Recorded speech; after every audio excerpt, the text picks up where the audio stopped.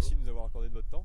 Il n'y a pas de problème. Est-ce que vous auriez un commentaire à faire avant qu'on commence sur la chasse, ce que vous en pensez, son rôle ou autre? J'ai pas un avis très tranché sur la chasse. Je pense que c'est bien pour réguler des populations d'animaux parfois quand ils se montrent envahissants, mais c'est simplement dans un certain contexte. Et après, il y a une dimension culturelle qui est importante à la chasse, mais comment Euh, c'est difficile Désolé, je prends du temps pour m'exprimer.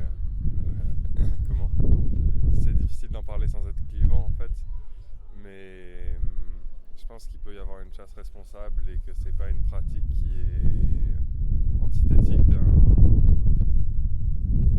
d'un monde respectueux de son environnement. Je pense que la pratique de la chasse, elle se justifie par notre alimentation omnivore et que c'est aussi une pratique qui idéalement devrait remplacer celui de l'élevage, je pense. D'accord. Mais dans un monde bien futur, quoi. Mais parce que je pense que la vraie maltraitance, c'est plus l'élevage que la chasse. Super, merci beaucoup. C'est une vision qu'on n'a pas souvent l'occasion d'entendre, donc ça fait plaisir d'avoir un peu des avis divergents par rapport à ce que pense la majorité des gens. Donc maintenant, on va vous poser une série de questions sur ce que vous pensez de connaître de la chasse. Donc là, c'est plus tout ce qui est administratif, son rôle, etc. Et ensuite, une deuxième série de questions, comme je le disais tout à l'heure, qui sera plus pensée subjectif sur ce que vous ressentez vis-à-vis de la chasse. Donc première question, est-ce que vous pensez être bien informé vis-à-vis de la chasse? Pas vraiment. Pas de communication nécessaire En fait, il y a des communications, mais qui sont souvent... celles auxquelles je suis confronté sont plutôt satiriques. C'est des blagues qui sont faites sur le milieu des chasseurs, etc. Ou alors simplement des faits divers qui sont dérangeants et parce qu'il s'agit d'accidents de chasse ou qui entraînent des blessés ou des morts. Mais sur les pratiques réelles de la chasse et sur par exemple les périodes de chasse, c'est pas une information qui est vraiment partagée outre mesure.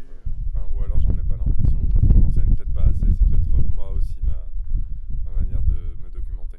D'accord, donc en fait il y a beaucoup de communication autour de la chasse, mais pas tant de la part des fédérations ni des chasseurs, c'est ça? Voilà, c'est ce que... Ouais.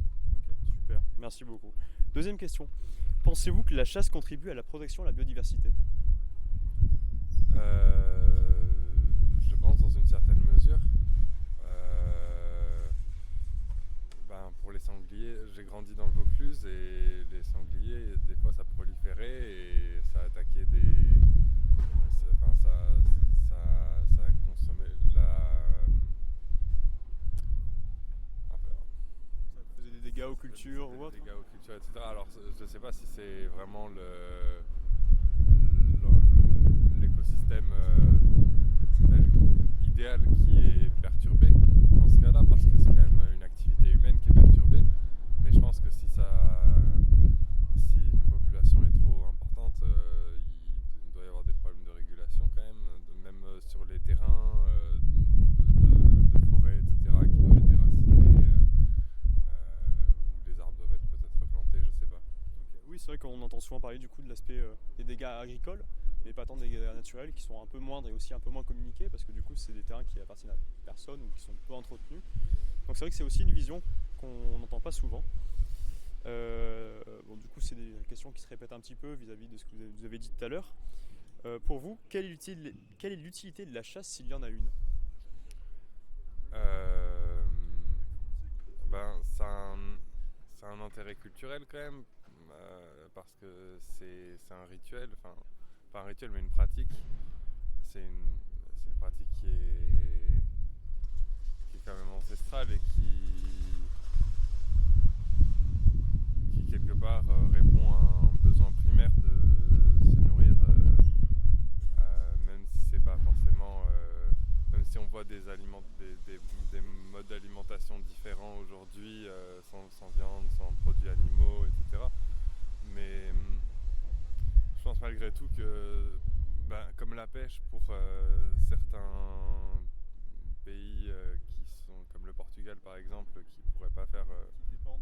qui dépend de la pêche, ou je vais pas dire de bêtises, mais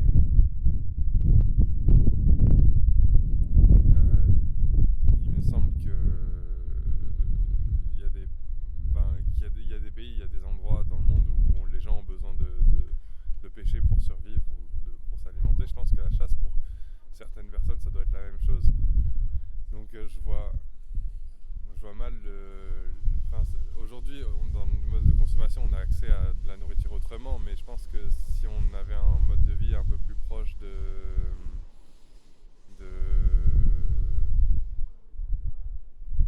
mode de vie sain, on pourrait chasser. La chasse serait une pratique. C'est plutôt notre mode de vie du coup qui conditionne. Bah oui, c'est l'utilisation de la chasse. l'industrie, l'industrie agroalimentaire, tout ça qui, je sais pas,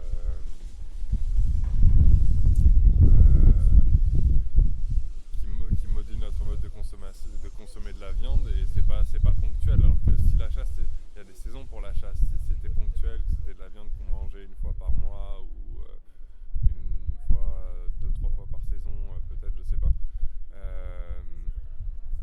Il y aurait un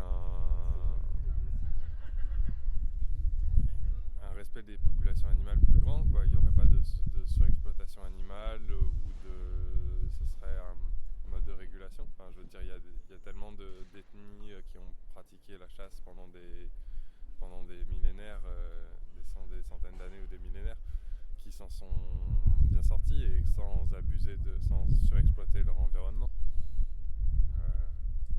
Voilà. Donc oui, c'est inscrit dans la pratique culturelle aussi. Il n'y a pas que la partie économique de la chasse finalement. Non. C'est un peu aussi, comme vous le disiez, la tradition. En France, on a une vision qui est différente des autres pays. Des pays qui chassent depuis le début en fait, qui continuent de chasser pour se nourrir principalement. Des cultures, pardon. On va passer du coup sur quatrième question. Pour vous, est-ce que les fédérations de chasse sont des associations qui protègent vraiment la nature? Qui protègent, c'est leur rôle. Je suis pas assez documenté pour répondre. Au moins c'est bien, vous avez l'honneur d'être honnête. Question 5. Quelles sont les missions du coup de ces fédérations de chasse? Est-ce que pour vous c'est plutôt quelque chose du lobbying? Est-ce qu'il y a une réelle volonté de gérer et protéger la nature?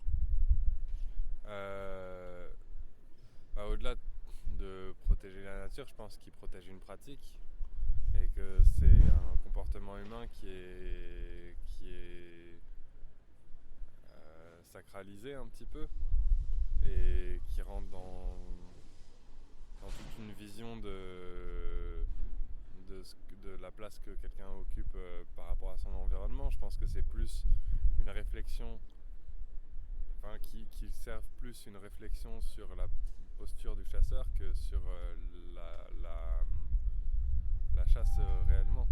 Je pense qu'il y a une vraie connaissance du gibier, des proies qui sont chassées, mais de leur saison de reproduction, etc., de tout ça. Mais je suis pas sûr que ça soit leur vrai problème actuellement, ou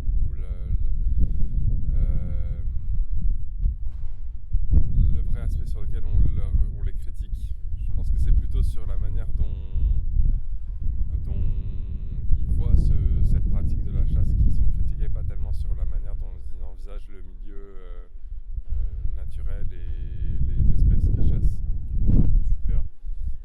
Alors on va passer un peu plus vite aux questions suivantes. Est-ce que il y a un mot, le mot synégétique, est-ce que vous savez à quoi il correspond? Non.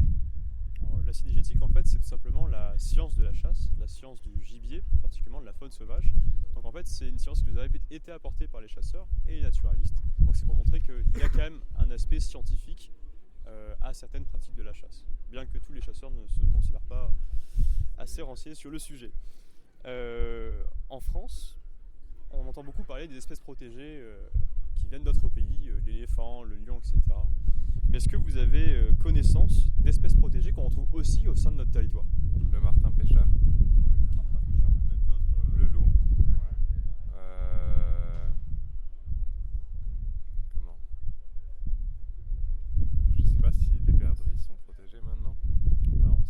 laquelle ça dépend du coup, parce qu'il y a plusieurs espèces de perdrix et ça dépend aussi de la période de chasse. Mais en fait, il faut se rendre compte qu'on a tout un cortège de biodiversité qui est protégé et que la plupart des animaux sont protégés sans qu'on le sache. Donc en fait, il y a un peu moins d'une centaine d'espèces chassables, d'espèces qui sont un peu dans le flou, on ne sait pas si elles sont protégées ou non, elles ne le sont pas tout le temps. Mais par exemple, tous les rapaces de France sont protégés, tous les reptiles amphibiens de France sont protégés, donc en fait c'est une énorme population. Et quand on pense espèces protégées, on a tendance à penser un peu à l'étranger, les animaux clichés, emblématiques, le panda, etc. Alors qu'en fait, sous nos yeux, sans même le savoir, on a nous aussi des espèces qui sont menacées et protégées du coup. Donc dernière question du coup qui concerne votre avis sur les connaissances. Pour vous, est-ce que la chasse est soumise à des réglementations? Et si oui, est-ce qu'elles sont suffisantes ou plutôt insuffisantes? Oui, la chasse est soumise à des réglementations. Je dirais pas qu'elles sont suffisantes ou insuffisantes, je dirais qu'elles sont peut-être un peu inadaptées à ce qu'est devenu la pratique pour beaucoup de chasseurs.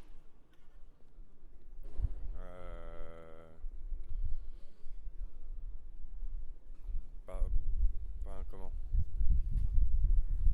Parce que c'est une pratique en commun, c'est quelque chose de groupe et du coup il y a ce côté on festoie, on boit beaucoup et je sais pas, c'est peut-être un cliché l'alcool et la chasse.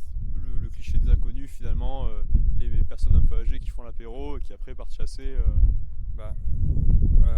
Je pense que c'est aussi une réalité. Enfin, c'est pas forcément la majorité, mais c'est une réalité aussi et je pense que c'est peut-être ce genre de pratique qui devrait être plus cadré, peut-être, et je sais pas, c'est compliqué. Après j'ai un avis de personne qui s'y connaît pas, alors Non mais c'est pas grave, c'est justement le but, c'est de recueillir un peu l'avis de tout le monde et que vous vous connaissiez ou pas, c'est pas grave, parce que c'est justement le but de notre intervention. Donc maintenant on passe sur les séries de questions qui sont plus, pas tant sur ce que vous connaissez, mais ce que vous ressentez vis-à-vis de cette pratique. Alors votre avis par rapport à la pratique de la chasse, pour vous, est-ce que c'est un sport dangereux? Enfin un sport, une activité plutôt qu'un sport, la notion peut être aussi débattue, mais est-ce que c'est une activité qui est dangereuse pour vous? Oui quand même, qui comporte des risques. Ouais. Pour les pratiquants ou aussi pour les personnes extérieures? Pour les personnes extérieures plutôt. Pour les pratiquants aussi, bien sûr on peut toujours se blesser avec un fusil ou des choses comme ça, mais oui non, pour un peu pour tout le monde. Ok, super. Est-ce que pour vous c'est envisageable de protéger la nature tout en tuant des animaux? Oui. Vous avez peut-être un exemple du coup concret?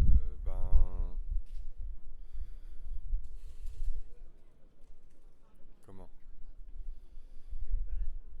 Je sais pas, mais mettons par exemple une île et on y apporte des rongeurs. Les rongeurs ça se multiplie.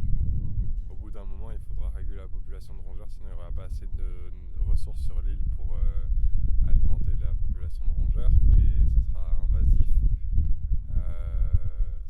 Ça crée je sais pas, après c'est une logique qui est peut-être pas forcément justifiée, mais il me semble que dans ce cas de figure on peut effectivement réguler la population d'animaux. C'est intéressant parce que justement ce que vous venez de décrire, c'est une situation qui existe et qui s'est répétée maintes fois dans l'histoire et on appelle justement ces espèces introduites des espèces exogènes envahissantes. Donc en fait c'est des EEE, donc souvent c'est des espèces, en France on en a plusieurs, le ragondin qui est bien connu, qui est une espèce qui vient d'Amérique latine et qui pourtant, enfin d'Amérique du Sud, excusez-moi, et qui pourtant est aujourd'hui en France et pose d'énormes dégâts en termes de structure des berges et autres. Et on en peut en citer plein dans l'histoire, les lapins en Australie et autres. Mais c'est une vraie polémique et un vrai problème auquel beaucoup de pays font face. Donc c'est intéressant justement que vous souleviez ce sujet. On l'a déjà évoqué tout à l'heure. Est-ce que vous avez des préjugés sur les chasseurs? Bah oui, la chasse et l'alcool. Mais